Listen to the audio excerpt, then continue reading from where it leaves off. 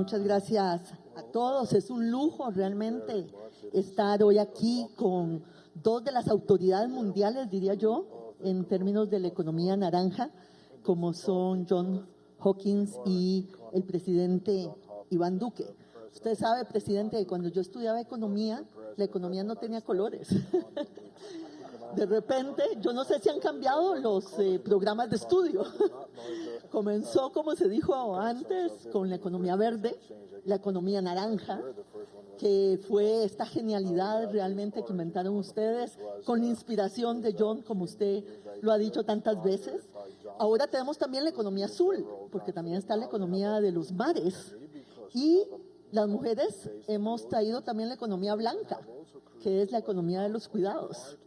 Así que hoy en día la economía efectivamente ya no es una sola. La economía tiene colores y usted ha contribuido a cambiar la economía, querido presidente, igual que John, en todo este tiempo. Quisiera darle las gracias a todos los que están aquí, porque mire qué escenario tan fantástico, presidente, lo que ustedes han logrado convocar en esta cumbre. Y yo quiero pedir un aplauso para unos líderes que han venido de las comunidades.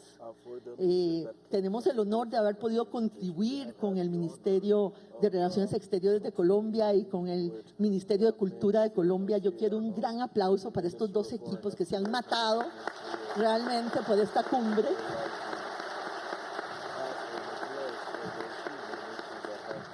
Agradecerles que nos hayan permitido ser parte de este evento tan especial y pedir un aplauso por los líderes de estas 150 comunidades que están aquí. Muchos de ellos, querido presidente, han tenido que tomar 3 aviones para poder llegar a Medellín y han hecho el esfuerzo y han estado en un curso de formación de formadores porque quieren volver a sus comunidades y fortalecer y apoyar todo el tema de la economía naranja. Y a todos los expertos que nos acompañan, pues muchísimas gracias. Comenzamos, presidente, de una vez con usted. Usted ha apostado desde que estaba en el BID por ese concepto junto con Luis Buitrago, que estuvo en el panel anterior y que nos contó cómo se fueron a dormir para poder escoger el color. Usted publica por primera vez el libro que acuña el término que titula este foro, La economía naranja. Y hay 2 ideas que están en ese libro a las que yo quisiera que usted se refiera. Una es que la economía naranja es una oportunidad infinita, no tiene límites, como acaba de decir precisamente el presidente de la Fundación, y que es a través de la economía naranja que podremos poblar la infraestructura de la economía digital, lo cual representa una oportunidad de crecimiento inmensa para nuestras economías. Pero para ello hay que cambiar muchas cosas. Usted ha promovido leyes en esa dirección, promovió la ley naranja en Colombia, promovió la ley de las empresas B, promovió la ley de los TICs. Yo quisiera que le contara a este auditorio qué está detrás de eso, cuál es la visión y qué es lo que tenemos que hacer efectivamente para crear ese ecosistema que haga que la economía naranja sea eso, una economía infinita de posibilidades. Bueno, primero que todo, muchas gracias, querida Rebeca, un placer tenerte en Colombia. John, siempre un placer. Yo no me canso de decir que John Hawkins es realmente el padre y el gurú de la economía creativa y por favor un aplauso para mis compañeros de panel.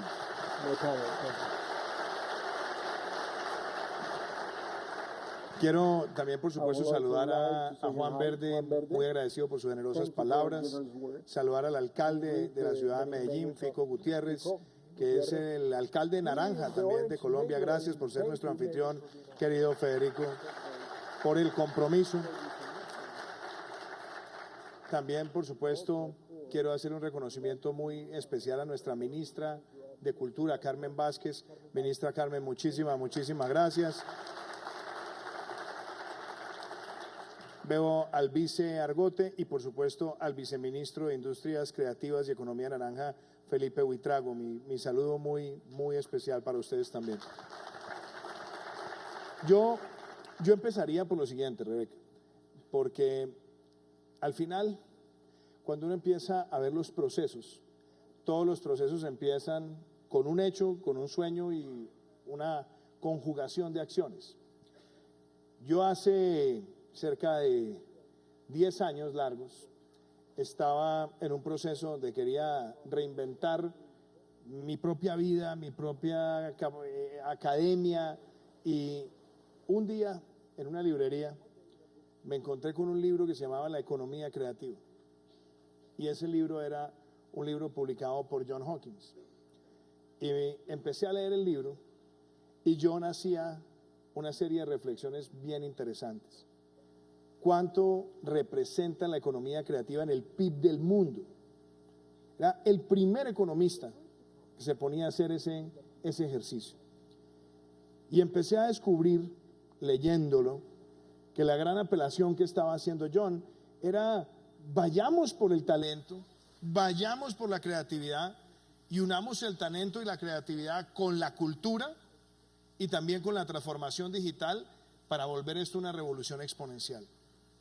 A mí me marcó la leída de ese libro y dije, esto es lo que yo quiero hacer. Y después me encontré con otro libro que me impactó muchísimo, que era el primer reporte que había hecho la UNCTAD en su momento, dirigido por Edna Dos Santos, sobre economía creativa en todo el mundo. Tenía las cifras, los mapas, y yo dije, pero ¿por qué esto tan interesante no se está llevando a una discusión más elevada en términos de desarrollo? Y después me encontré con un libro también muy interesante de Ken Robinson que se llama El Elemento. Fueron 3 libros que en un momento a mí me inspiraron. Y entonces me dediqué a investigar, me dediqué a escribir, y tuve la fortuna de empezar en el BID la división de Cultura, Creatividad y Solidaridad. Y entonces ahí conocí a Felipe Buitrago, decidimos poner en marcha el libro de la economía naranja, y cuando estábamos en el proceso del libro, lo que dijimos es: esto es tan grande que tenemos que ser capaces de sacarlo de la logia, que de los que nos gustaba el tema, y llevárselo a los ministerios de Hacienda, a los ministerios de Planeación, y empoderar a los creativos. Y entonces ahí empezamos con algo, por ejemplo, muy diciente, y era un comparador que teníamos en el libro. Si uno mira el proyecto de infraestructura eléctrica más grande que se ha hecho en la humanidad, que es la represa de las Tres Gargantas en China, desde el momento en el que es concebida hasta el momento en el que termina, el costo del proyecto eran $25.000 millones. Una cifra muy grande.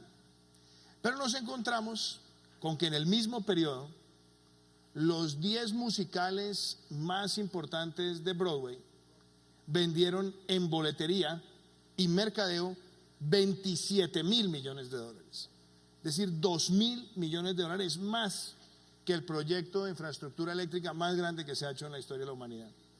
Y eso nos servía primero para mostrar que esto no es teórico, esto ocurre, esto es realidad. Y lo segundo, que era la otra obsesión nuestra, era cómo podemos democratizar el acceso a la cultura. Porque una de las ventajas que tiene el talento es que el talento no es de los del norte, de los del sur, de los ricos, de los que menos tienen, de los afro, de los tradicionales. No, está democráticamente distribuido en el mundo. Lo que tenemos es que buscarle a ese talento la oportunidad. Y así es como empieza una historia que arranca con un libro, que después, cuando aspiro al Senado, termina con una ley, que es la Ley Naranja, y después llevando esto a la realidad desde el gobierno. Y para no extenderme mucho en la pregunta, Rebeca, las obras son las que hablan por sí solas. Esta semana han pasado muchas cosas interesantes en Colombia. Hoy, por ejemplo, con Colciencias, entregamos las primeras 64 becas de economía naranja para bachilleres y estudiantes que se van a ir por 3 meses a tener intercambios sobre industrias creativas a Indiana, a San Francisco, van a estar también en Puerto Rico, van a estar en Maryland y van a estar en Virginia, en los Estados Unidos, con un aporte que hicimos Colombia y los Estados Unidos. Y vimos hoy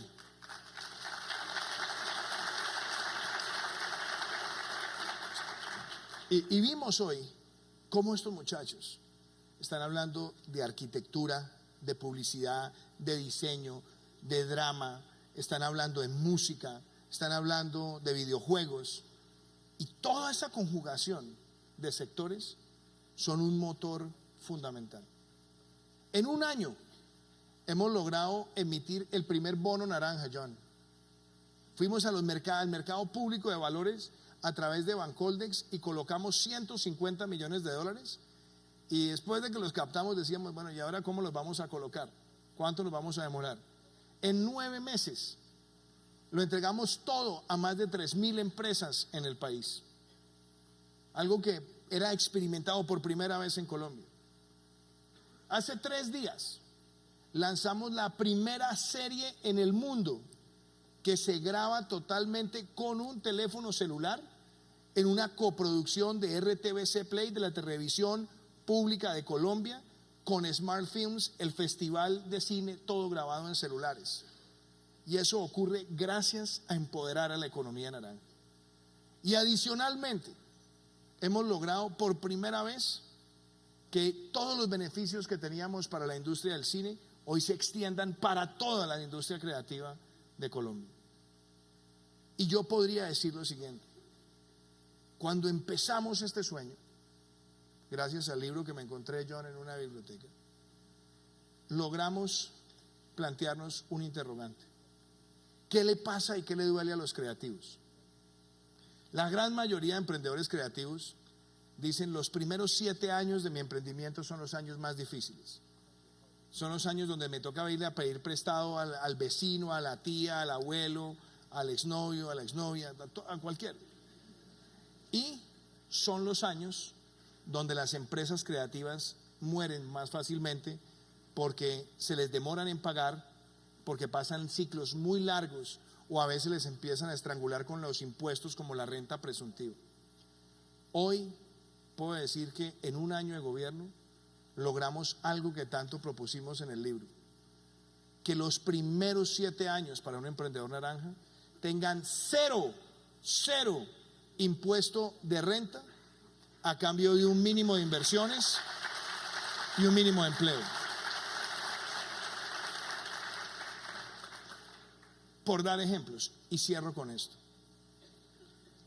cuando Colombia se ve ante el mundo, y yo he hecho esto muchas veces, esta pregunta la he hecho en muchos lugares del mundo, empiezan a salir nombres. Empieza a salir el nombre García Márquez. Ahora empiezan a salir, por supuesto, los nombres siempre de nuestros deportistas, que son héroes, pero empiezan a salir nombres de arquitectos, de diseñadores, de chefs como Leonor Espinosa, que acaba de ser catalogada una de las mejores chefs mujeres del mundo. Hablamos de diseñadores como Edgardo Osorio, que con su firma Aquazzurra está recorriendo Europa. Hablamos también de nuestras artes plásticas, de nuestras artes escénicas, de nuestra danza con el maestro Murillo en el Ballet Real del Reino Unido. Y entonces, lo que decía Juan ahora cuando estaba haciendo esas palabras tan generosas: Colombia es un país que tiene una riqueza natural que es el talento de su gente. Y nosotros tenemos que lograr que, apostándole a la economía naranja, que no tiene color de partido, que no tiene color ideológico, sino lo que busca es el progreso de la sociedad a partir del talento, sea el gran sello distintivo de nuestro país para los próximos años y las próximas décadas. Y lo digo por una razón muy elemental: si logramos que el café fuera ese gran sello por tantas décadas, representando el 0.8 del PIB, y tenemos una economía creativa, una economía naranja que representa el 1.8% del PIB, es porque realmente nosotros tenemos que lograr que Colombia se convierta en el gran epicentro de las industrias creativas en América Latina y el Caribe.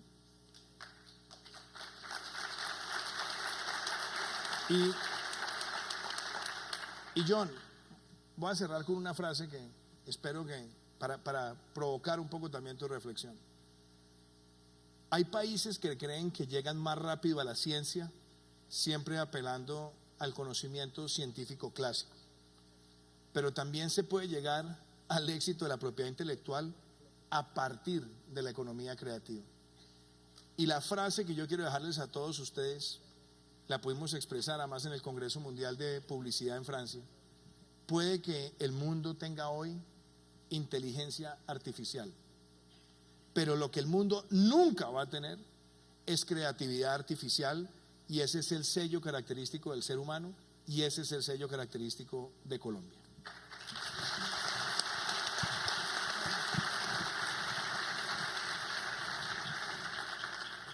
Querido presidente, ya entendemos por qué Colombia se está poniendo a la vanguardia en este tema de economía naranja, porque usted combina no solo el conocimiento, sino la pasión por este tema. Y uno tiene que creer y uno tiene que tener la pasión para poder liderar en un tema tan nuevo como este, como fue el libro, que fue un libro osado, creativo, innovador, cuando ustedes lo sacaron. Muchísimas gracias de verdad por su intervención.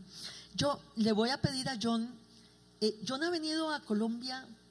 Me decía en la conversación que tuvimos hace poco, en los últimos 20 años, John, has estado viniendo a Colombia varias veces. ¿Qué es lo que has visto aquí con respecto a la economía creativa, a la economía naranja? ¿Qué es lo que te ha llamado la atención? ¿Qué has visto en Colombia?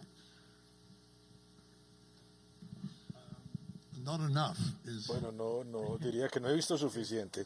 Bueno, es una pregunta, no he visto todo lo que quiero ver. Yo vine a Colombia porque conocí a alguien de Cali y conocí a la familia de esta persona, y esto fue alrededor de hace 25 años que fue la primera vez que vine a Colombia. Y como hablamos anteriormente, hay una cualidad en relación a los colombianos,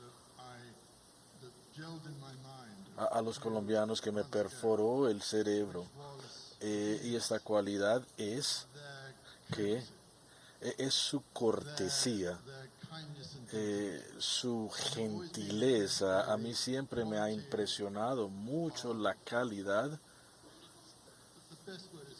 Bueno, la mejor manera de decirlo es su cortesía, y he descubierto lo mismo en los días que llevo aquí en Medellín: la amistad verdadera, la simpatía humana que uno ve cuando, por ejemplo, se reúnen los amigos en la calle, y que uno ve, por ejemplo, cuando se conocen dos extraños en la calle por primera vez. Existe un toque humano increíble que no existe en muchos otros países, y eso para mí siempre ha sido como la marca de este país. Y yo supongo, bueno, voy a adelantar 25 años después, y les diría que simplemente cuando yo te conocí, le habla presidente, cuando te conocí en Washington, parece que fue hace mucho tiempo que nos conocimos y estábamos hablando en relación al tema de la economía naranja, del cual sí, yo estoy algo celoso de la marca, muy bien hecho. Y estábamos hablando acerca del tema, y ustedes tenían planes con Felipe. Me hablaste de tus planes, de sus ambiciones, pero en esa etapa eran simplemente muchas palabras, muchos escritos, y ya han implementado un programa en este país, lo han implementado muy rápido, un programa que se ha convertido en modelo de cómo los gobiernos nacionales, incluyendo alcaldes, las personas de negocios, los creativos, de nuevo, todos han avanzado muy rápido en este país, en este modelo, y para mí es bastante impresionante, y pienso que ustedes deseen de felicitar a ustedes mismos por lo que han logrado. Presidente, yo creo que usted ha dicho una cosa sumamente importante para toda la región, porque realmente esta llamada cuarta revolución industrial podrá sustituir músculos, podrá sustituir cerebros, pero no sustituirá el tacto humano y la creatividad humana, como bien lo dijo usted. Y probablemente esa es una gran oportunidad para toda la región latinoamericana.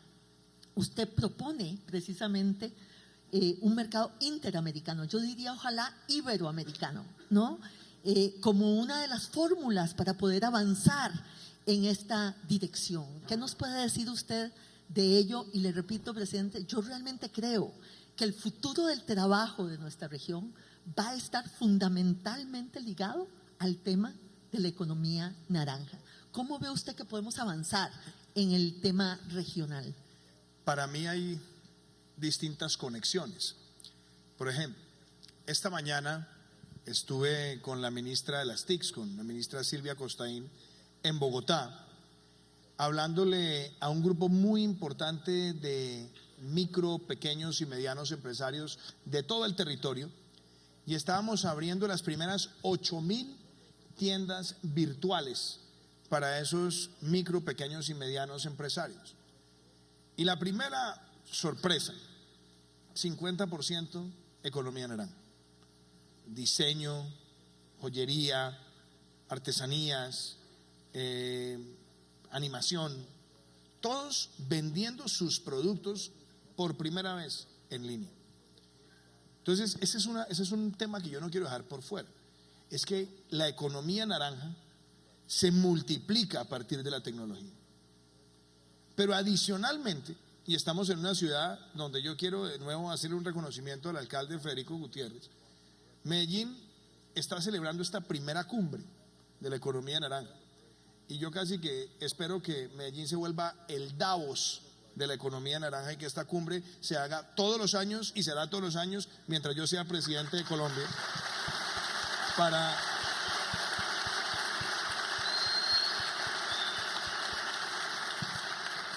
para que traigamos las mejores mentes y hablemos sobre el futuro de estos sectores. Pero ¿por qué quiero resaltar esto de Medellín? Porque Medellín ha logrado conjugar las dos cosas. Medellín tiene hoy un centro para la cuarta revolución industrial con el Foro Económico Mundial, la primera ciudad de América Latina que lo logra, la primera ciudad de un país hispanoparlante que lo logra, solamente hay 5 en el mundo, y está enfocado en 3 temas: Internet de las cosas, inteligencia artificial y blockchain. Uno pensaría que esas son 3 tecnologías muy sofisticadas, y de hecho lo son. Y uno diría, pero ¿cuál es la conexión que pueden tener con la economía naranja? Pues hablemos las cosas muy claramente. Hoy, cuando hablamos de Internet de las cosas, estamos hablando de la conectividad de un lugar. Y esa conectividad de un lugar está acelerando como nunca antes la economía creativa. La forma en la que vemos cine, en la que vemos videos, la forma en la que atraemos diseño, la forma en la que construimos, que es la arquitectura pensada también para ese goce de la creatividad, es vital. Y la inteligencia artificial va a ser un acelerador exponencial también de la economía naranja. Ya hoy los que tienen Spotify o tenemos Spotify, podemos entrar a mirar listas y vamos seleccionando nuestras canciones, pero detrás hay un proceso analítico de datos que va entendiendo qué te gusta, en qué momento te gusta, para qué te gusta, y eso también permite acelerar muchísimo la economía creativa, por dar un ejemplo.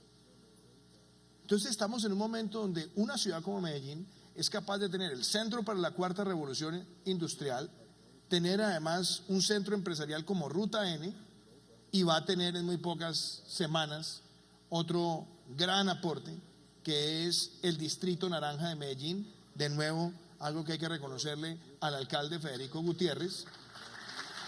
Y hemos hecho trabajo en equipo.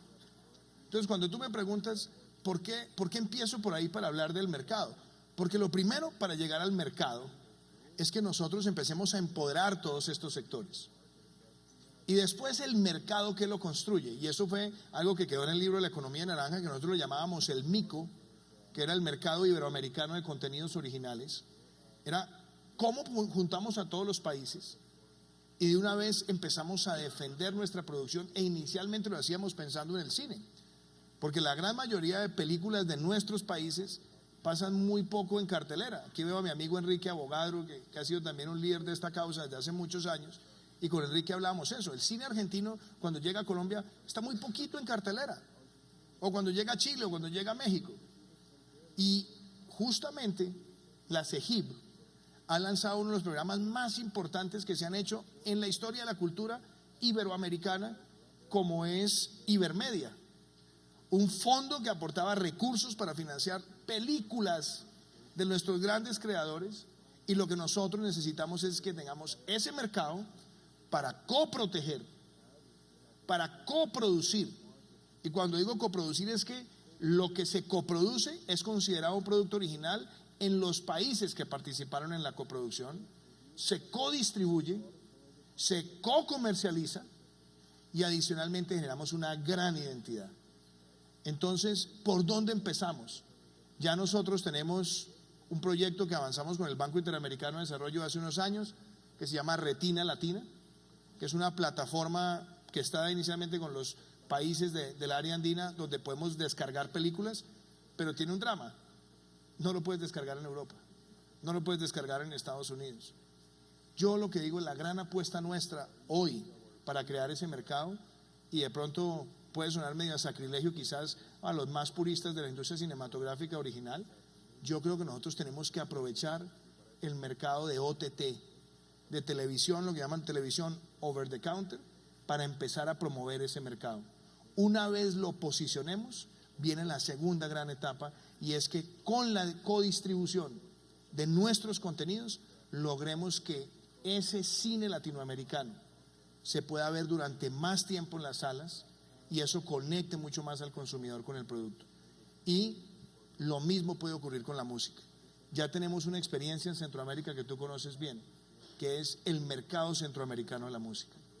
Nosotros somos capaces, los países de Iberoamérica, de crear también ese mercado. Y en la Ley Naranja, cuando hablamos de integración, dejamos abierto ese camino, y ahora con Felipe Buitrago a la cabeza del viceministerio, con Carmen en el ministerio, lo que queremos es que en los mercados que tenemos abiertos, ese contenido original empiece a fluir para generarle oportunidades a los creativos colombianos. Querida ministra, querido viceministro, presidente, nosotros tendremos en Colombia, en Bogotá, en octubre, la reunión de ministros de cultura iberoamericanos que convoca Colombia precisamente hacia la cumbre de presidentes. Presentemos juntos un proyecto que nos avance en esta dirección para toda Iberoamérica. Sería fantástico. Sería fantástico. Porque es cierto, el presidente conoce mejor los programas iberoamericanos que yo misma.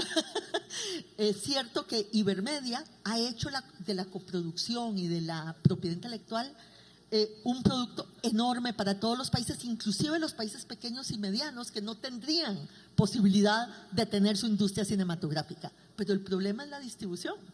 El problema es quién la ve. Muchas de la mayoría de las películas que producimos se quedan precisamente sin ser vistas por la mayoría de los ciudadanos de nuestra región. Así que, ministra, unamos fuerzas para avanzar en esa dirección que dice el presidente, bajo el liderazgo del presidente en la reunión de ministros de cultura, y llevémoslo a los presidentes en la cumbre, querido presidente, para poder efectivamente avanzar en esta dirección. Tomando eso que usted dice, vamos a John y preguntémosle a John un poco por la experiencia europea con la economía creativa. John ha participado en muchos de los comités y de las comisiones que se han hecho en Europa precisamente para avanzar en esta dirección. John, compartí con nosotros un poco esa experiencia y cuáles son los elementos más importantes que vos ves para avanzar en la dirección que nos propone el presidente Duque. Bueno, quiero hacer un punto aquí sobre la inteligencia artificial, el nivel europeo, ¿sí? Bueno, yo creo que una de las preguntas que estamos enfrentándonos en este momento es cómo nosotros co-trabajamos con la inteligencia artificial, cómo los humanos co-trabajamos con esto, con la inteligencia artificial, cómo tratamos la inteligencia artificial como un colega, como un trabajador, un compañero de trabajo. Miren, ya está sucediendo en el nivel de distribución para las películas, por ejemplo. Los distribuidores están utilizando los algoritmos ricos en datos para planear obviamente las campañas de lanzamiento, lo que es una razón por la cual las películas no se quedan mucho en el teatro. La pregunta para el futuro es cuando los directores y los guionistas comienzan a co-trabajar con la inteligencia artificial. y cuando utilicen el aprendizaje automatizado para tomar decisiones, por ejemplo, sobre el guión, donde vamos a tener obviamente la ubicación, locación, el desempeño o el artista y el nivel, si quieren, de la inteligencia artificial que utilizamos en las películas. Yo estoy de acuerdo completamente con que estas máquinas nunca van a ser creativas, totalmente de acuerdo, pero tienen la oportunidad en estos momentos para traer mucha información, incorporarla, que muchos escritores y directores tal vez crean que es útil, y considero que va a haber un cambio fundamental en el diseño y desarrollo de la producción fílmica, muy similar al cambio que se ha dado cuando, obviamente, cuando el sonido salió, cuando comenzamos a distribuir, obviamente, electrónicamente la música. Yo creo que regreso a esta pregunta de co-trabajar, el trabajo co-creado, colegaje, digámoslo así, también. O está invirtiéndolo, o es el artista que está cambiando. ¿Qué estadio el escritor, el director tiene? Comienza a pensar y estar, bueno, miren aquí, voy a traer un poco de inteligencia, aprendizaje artificial a mi producción. Es una decisión que se debe tomar. Estoy tratando de responder su pregunta sobre Europa, pero no sé si la voy a responder. Bueno, no la voy a responder tal vez. Una razón es porque la experiencia europea es muy diversa, si se dice correctamente, y muy complicada, debo decirlo. Segundo, porque aunque estoy comprometido yo mismo como europeo, vengo de un país que está cometiendo suicidio. Bueno, yo encuentro que ya no sirvo, no articulo sobre la experiencia europea, porque no sé, no me siento ni de aquí ni de allá. Lo que puedo decir es que el desarrollo de la inteligencia artificial y el aprendizaje automático realmente ha avanzado muchísimo. En el Reino Unido, particularmente, las máquinas que dan el AlphaGo, que se utilizó obviamente el programa de Londres que dio el campeón, nosotros estamos tratando muy seriamente el impacto de la inteligencia artificial en las instituciones sociales, principalmente porque en este estadio, por ejemplo, en el cuidado de la salud y en la educación. Y considero que el impacto de la manera en que lideramos las instituciones, grandes, complejas, instituciones con muchos datos, que vamos a tener la oportunidad, obviamente, de el primer impacto antes de, obviamente, los trabajos de manufactura. No, primero vamos el conocimiento institucional. Esto se va a desarrollar, obviamente, en el nivel europeo con la introducción de la inteligencia artificial. Muchísimas gracias, John. This topic that John... Fue planteado en el panel anterior, ¿no? Dos temas surgieron como importantes, porque Colombia tiene la gran suerte de tener un presidente tan convencido y con tanto conocimiento sobre esto, pero en muchos de nuestros países eso no es lo que tenemos, ¿no? A mí me ha pasado, probablemente a muchos de ustedes, que cuando yo comienzo a hablar con un ministro de Hacienda del tema cultural y de las industrias creativas, yo veo que a los 8 segundos los ojos están en blanco, ¿verdad? Perdí la atención del ministro inmediatamente. Y hay que hacer toda una labor de convencimiento. Una de las cosas que se han dicho en esta cumbre es precisamente el tema de los datos. Cómo podemos definir mejor y calcular mejor y tener la información para poder convencer de que este es un tema tan importante de la economía. Para darles un ejemplo, lo que pasa es que estos son esfuerzos muy grandes que se hacen solo de vez en cuando, pero en España, querido embajador, que está aquí con nosotros, cuando se trató de ver cuál era el aporte de la gastronomía, cuando lo medís de la tierra al plato, ¿no? En la economía española, el estudio dice que es por lo menos una tercera parte de la economía española, la que está relacionada precisamente con esa evolución gastronómica que se ha convertido en una industria tan creativa y tan importante para el turismo y para la economía española. Pero claro, esto se hace en algunos países que tienen presente cada 5 años. No tenemos los datos todos los años, no tenemos las cuentas satélites para medirlo en todos los países, ¿no? Entonces tenemos un problema para convencer. Este es un primer punto. Y el segundo punto es lo que decía John. En el panel anterior se mencionaba que necesitábamos nuevas instituciones para poder impulsar la economía naranja. ¿Qué nos puede decir usted sobre estos dos problemas? Bueno, primero, recuerdo, y yo suelo usar mucho esta frase de Kenichi Omae, un pensador futurista japonés, que dice: hay que pensar globalmente y hay que actuar localmente. Y al final del día, la economía naranja pasa por el nivel local y pasa con éxito por el nivel local. A mí la verdad es que me hace muy feliz cuando yo veo en Colombia alcaldes que están convencidos de la economía naranja, y más allá de dejando a un lado cualquier criterio político. Aquí veo, por ejemplo, el alcalde de Valledupar, a Tuto. Tuto Vía, además fue la primera persona que me regaló una guayabera naranja en la vida, entonces eso nunca lo voy a olvidar. Pero Tuto dijo: ¿qué es Valledupar? Y Valledupar es una ciudad de Colombia que tiene un alcalde que entendió que la riqueza más grande de la ciudad es su cultura, y es la música vallenata, es el folclore, es la composición, es la leyenda. Y yo recuerdo que en una visita le dije: alcalde, ¿cómo van las obras? Y me dijo: es que estoy haciendo una remodelación de la Plaza Alfonso López, la plaza emblemática de la ciudad. Y me decía: pero presidente, me están atacando mucho mis contradictores. Y yo le dije: pues usted explíqueles que esa plaza es el pozo petrolero de Valledupar. Entonces me decía: ¿por qué?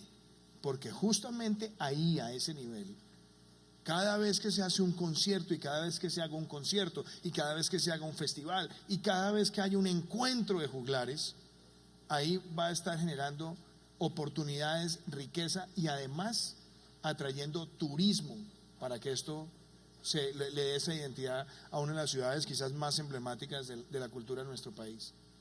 Pero esto también pasa en otros lugares.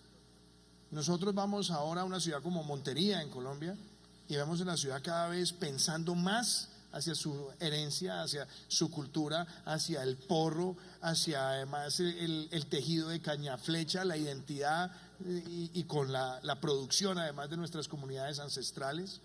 Nosotros vemos hoy a Leticia en el Amazonas, nosotros vamos hoy al eje cafetero o al Huila. En todos los lugares ya hay un sentido de la importancia sobre la economía naranja. Hoy miraba inclusive en un periódico que se está haciendo una feria en Neiva, en el marco también de un encuentro empresarial, todo orientado hacia las industrias creativas. Entonces, para ir a esa pregunta, Rebeca, yo creo que el gran desafío que tenemos hoy para que la economía naranja pertreche más es en primero reconocer algo: más allá de la industria, más allá de la monetización de lo que puedan producir los creativos, está el factor humano, y está rescatar el humanismo en la sociedad, en rescatar la expresión de la sensibilidad del arte en la sociedad. Entonces, cuando tú dices que cómo le llega uno al ministro de Hacienda, nosotros tenemos un ministro de Hacienda que además es particularmente simpático en medio de su humor negro, como buen ministro de Hacienda, y entonces Alberto, que es un hombre profundamente sensible, tiene 2 hijas mayores, tiene además un hijo, el menor, pero sus 2 hijas mayores están vinculadas a la economía naranja, estaban vinculadas porque escogieron como camino de vida el arte. Entonces fue muy fácil hablarle a Alberto de lo que nosotros queríamos lograr, porque yo creo que ahí es donde está la mayor sensibilización en la sociedad. América Latina ha vivido por años con la idea de decirle siempre a los hijos: mijo, consígase un puesto en lo que sea, pero que sea un puesto. Y hoy estamos en la posibilidad de hacer algo que es trascendental, y es buscarle esa oportunidad laboral, no en lo que encuentre, sino para lo que tiene su mayor talento, que eso es lo que más nos ayuda a cerrar las brechas en la sociedad. Y eso es lo que nosotros tenemos que hacer hoy en nuestro país. Que los niños que tienen habilidad para la danza en el Pacífico, que los niños que están en el litoral pacífico colombiano creciendo con ese talento, podamos llevarlos a las grandes compañías de danza del país y del mundo. Que los intérpretes de la marimba de Chonta, de nuestras armas en la Orinoquía, también puedan llegar a esos escenarios. Y eso lo resumo en algo que yo creo que es lo que nos ha hecho a nosotros convencer además a un equipo de gobierno, porque por primera vez en Colombia hay un Consejo Nacional de Economía Naranja, donde lo preside la ministra de Cultura, y ahí está sentado el Ministerio de Hacienda, Planeación, las TIC, Educación, los grandes ministerios, ahí llevando la orientación del Ministerio de Cultura. Y yo le decía a Carmen Vázquez una de mis frases favoritas de Federico García Lorca: si yo tuviera hambre, pediría medio pan y un libro. Cuando nosotros integramos humanismo, talento, oportunidades, y le podemos mostrar a los más puristas de la economía que la conjugación de todo eso lo que hace es multiplicar el capital social en un país, ahí nosotros estamos haciendo la transición. Y yo veo muchos países de América Latina que van en esa dirección. Yo veo países que ya están asumiendo esa tarea. Y de nuevo, yo veo a Enrique Abogadro acá. Enrique ha sido el secretario de Cultura de Buenos Aires. Y con Felipe Huitrago lo sabemos. Hace 10 años, hace 7 años, hace 5 años, estábamos viendo las experiencias de Enrique en Buenos Aires. Y toda la experiencia empezaba por el primer eje central. Si democratizamos el acceso a la cultura, democratizamos lo que se llama el estrato talento, y el estrato talento es la materia prima de la economía naranja.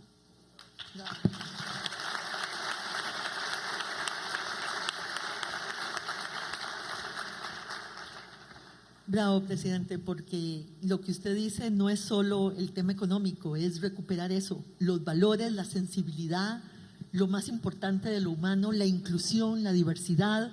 De verdad que muchas gracias, muy inspirador. Y precisamente estábamos hablando con Enrique sobre algunas de las experiencias que está haciendo Buenos Aires, y están haciendo una cosa maravillosa donde le dan a los jóvenes, a los jóvenes de los colegios públicos, Enrique, si te entendí bien, una tarjeta que les permite ir a espectáculos públicos y solo los puede gastar en espectáculos culturales, ya sea en el cine, ya sea en el teatro, ya sea en un evento, pero les da la posibilidad de poder ir a eso para todos los que están interconectados con esa tarjeta. Y en ese sentido han logrado efectivamente una demanda cultural, un acercamiento, y una de las cosas que se decían también en el panel anterior, la inclusión de los jóvenes en una cosa tan importante como es la cultura, la creatividad y la economía naranja. Muchas gracias de verdad, presidente. John, una pregunta a ti. Una de las cosas que has hecho en estos últimos tiempos es que tienes una oficina en China. Has sido uno de los promotores de la economía creativa y de la economía naranja en China. Y China se ha convertido en uno de los productores más grandes de economía creativa del mundo.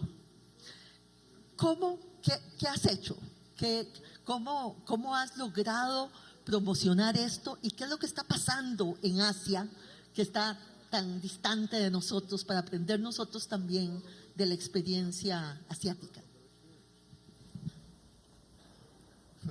Primero, tengo que representarte a ti, pero estoy representando a China. Bueno, ¿qué es esto?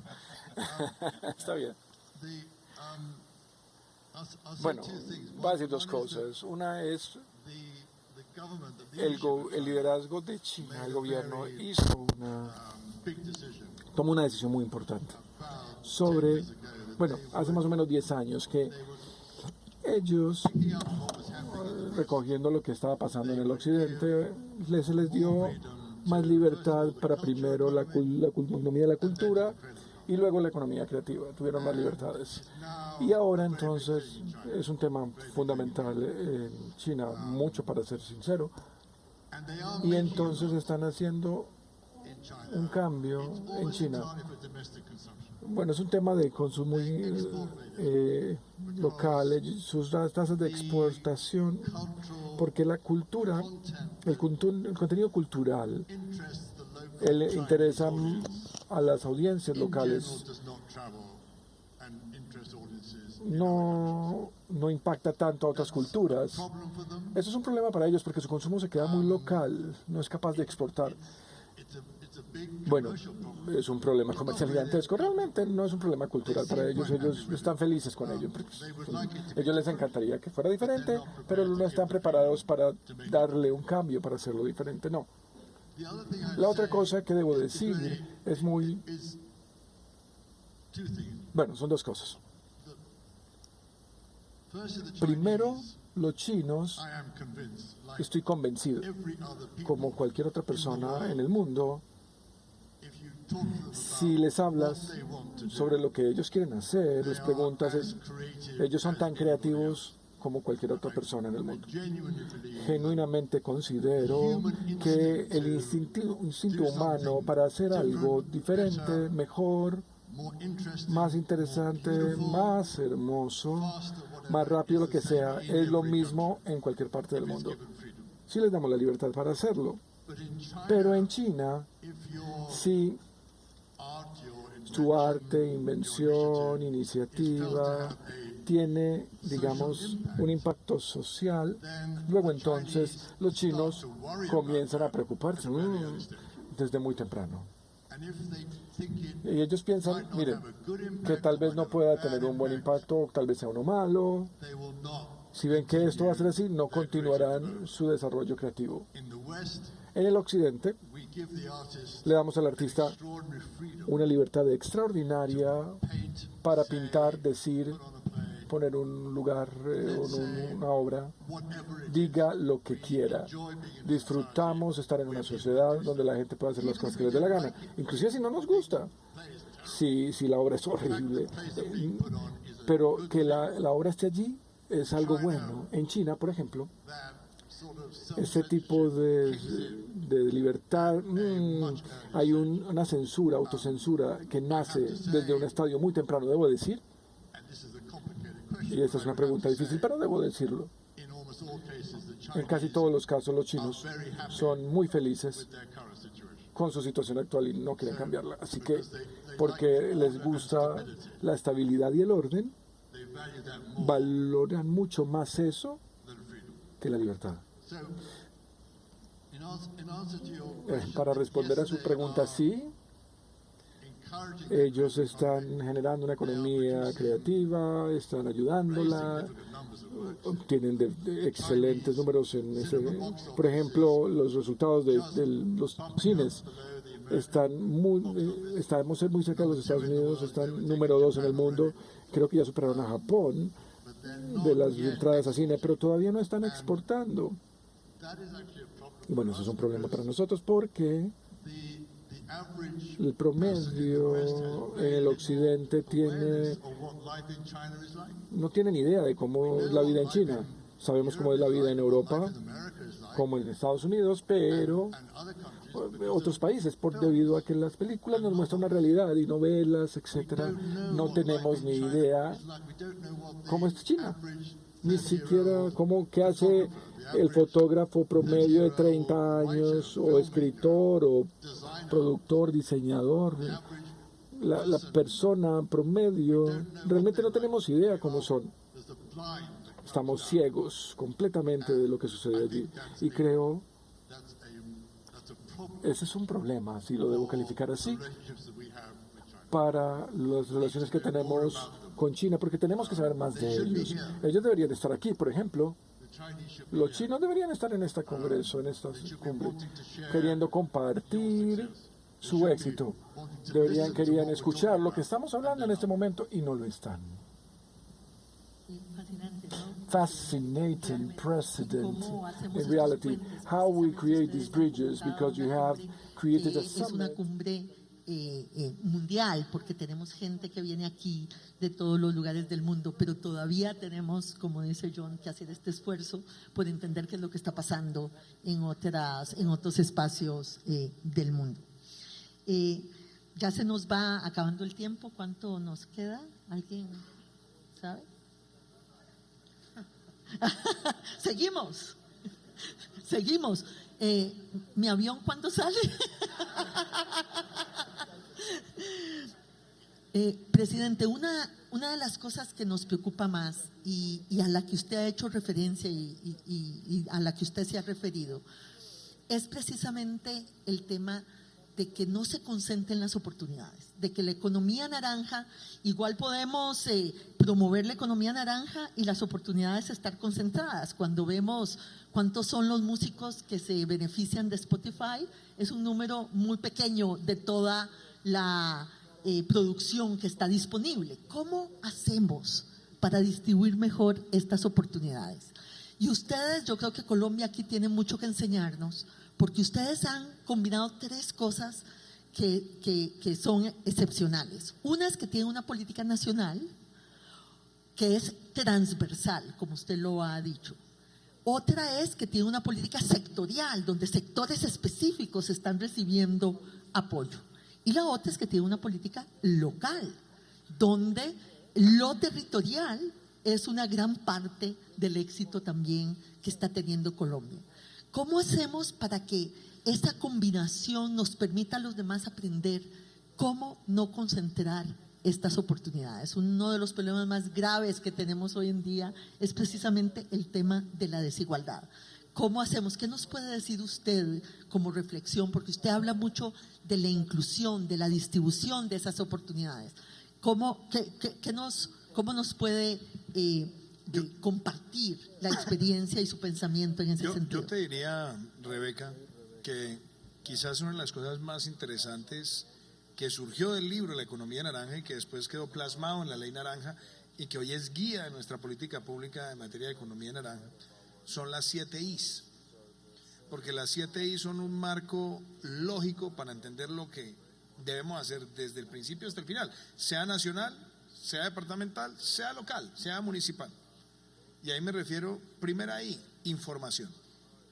Si no tenemos buena información, no vamos a hacer buena política pública de economía naranja.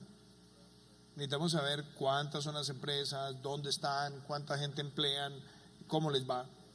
Segundo, instituciones. Y es las instituciones públicas, las privadas, las público-privadas. La propiedad intelectual como institución misma. Es muy importante. Y eso es algo que yo siempre le digo a las escuelas de Bellas Artes. Las escuelas de Bellas Artes no enseñan propiedad intelectual y muchas de las facultades donde se están formando los creativos no enseñan propiedad intelectual, y eso es limitarlos además en lo que es proteger su propio patrimonio. Tercera I, infraestructura. Y esa ha sido de las cosas más interesantes. Cómo mostrarle al mundo que cuando nosotros hacemos una inversión en infraestructura cultural, esa inversión en infraestructura cultural es tan importante como la infraestructura energética o la infraestructura vial. Cuarto, industria. ¿Cómo la formamos desde edad temprana? Por ejemplo, una de las metas que tenemos en el gobierno es duplicar el número de estudiantes que van a la jornada única, pasar del 12 al 24% de cubrimiento. Pero esa jornada única, ese tiempo adicional, es también para dedicarlo a la formación en estas habilidades. Y ahí estamos, por ejemplo, avanzando. En un año de gobierno ya hemos logrado que más de 140,000 jóvenes se gradúen con doble titulación con nuestro Servicio Nacional de Aprendizaje SENA, y es en los últimos 3 años del bachillerato el joven recibiendo entrenamiento para el trabajo y graduándose con el diploma de bachiller y el diploma de técnico. Y estamos incorporándole a esa formación técnica la economía naranja. En Barranquilla, hace pocas semanas, en Barrio Bajo, inauguramos el Centro de Economía Naranja, donde está gastronomía, fotografía, danza y desarrollo de aplicaciones móviles. Y los jóvenes quieren tener esa capacitación. Después viene otra que es maravilloso, es la integración. ¿Cómo integramos lo que estamos produciendo? Después está la inclusión, que nos ha hecho falta entender que cuando hablamos de economía naranja estamos hablando es de incluir. ¿E incluir qué significa? Que el que tiene talento se incorpora exitosamente a un camino de oportunidades. Y está la inspiración. Ese marco lógico que es lo que nosotros hemos ido llevando ahora desde el Consejo, nos ha permitido lograr la mayor inversión que se haya hecho en la historia de este país en cultura, que no se hace solamente a través del ministerio. Esto es muy importante porque el mismo Consejo de Economía Naranja le ha servido a la ministra para eso. Al comienzo la ministra siempre me decía, y mi platica, y yo le decía, ministra, no se preocupe que su platica no solamente se ha logrado aumentar, sino mire también toda la platica transversal, los bonos naranja, la plata que tenemos con el Fondo Nacional de Garantías para apalancar los recursos. Tercero, algo que ha sido muy importante en la inclusión, Rebeca, nos encontramos con muchísimas leyendas de la creatividad, de la música en nuestro país, del folclore de nuestro país, que no tenían cubrimiento para la vejez, y con el programa de Colpensiones les asignamos los beneficios económicos periódicos para tener esa cobertura por primera vez. Estamos con Findeter, la Financiera de Desarrollo Territorial, abriendo líneas para infraestructura cultural en los territorios, y eso es llevar las escuelas de artes y oficios, llevar las bibliotecas, y algo que yo no puedo dejar de mencionar hoy acá, y yo no solamente quiero agradecerle al PNUD que está hoy aquí, y quiero de verdad a nuestra directora del PNUD, a la doctora Lina, que está aquí con nosotros. Nos han apoyado una iniciativa que lidera la primera dama de Colombia, María Juliana, y es los centros Sacúdete, que están llegando a los lugares apartados del país. Ya tenemos 4 experiencias, una de ellas en Buenaventura, y es a los jóvenes en los lugares más difíciles mostrarles que ahí tienen un lugar de formación, pero también de inclusión y de inspiración para encontrar ese vehículo que haga de su talento una fuente de ingreso, una fuente de progreso y una fuente de inspiración para los demás jóvenes. Entonces, para mí ese es el sentido de esa aplicación. Y cierro con una cosa.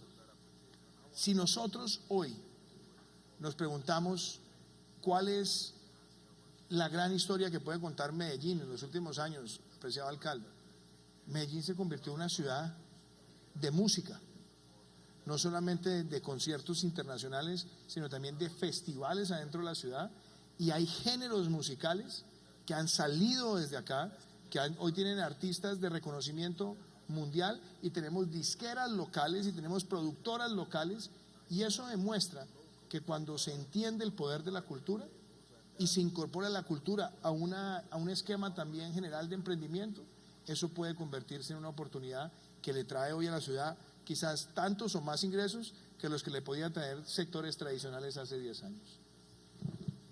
Pues, presidente, aquí tenemos un ejemplo de cómo cuando uno efectivamente tiene políticas para la formación de habilidades, para tanto creativas como psicosociales y empresariales, cuando tiene un sistema financiero que comienza a responder a esas necesidades, cuando tiene articulación de las políticas a todos los niveles, cómo es efectivamente que se puede transformar la realidad. Pero para eso hace falta visión y liderazgo. Y eso es lo que tiene Colombia. Muchísimas gracias, de verdad. Muchísimas gracias. Muchas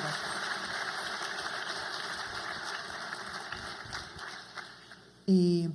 Yo creo, queridos amigos, John, do you want to say a few words to close, and then I will give the floor to the president. I'll just say very quickly that having heard de que haber tenido el listado de inspiración, de infraestructura, bueno, todas las que conjugan, los chinos deberían estar aquí, con todas esas sí.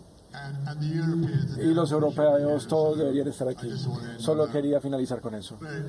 Estoy una nota muy optimista. Amo realmente los elementos de humanidad que van a través de esta conversación, de verdad. La economía creativa es sobre las personas haciendo sus propias vidas mejor, en la forma en que obviamente que les interesa a los demás y los complace. Eso es lo que están haciendo, por eso es que funciona. Gracias.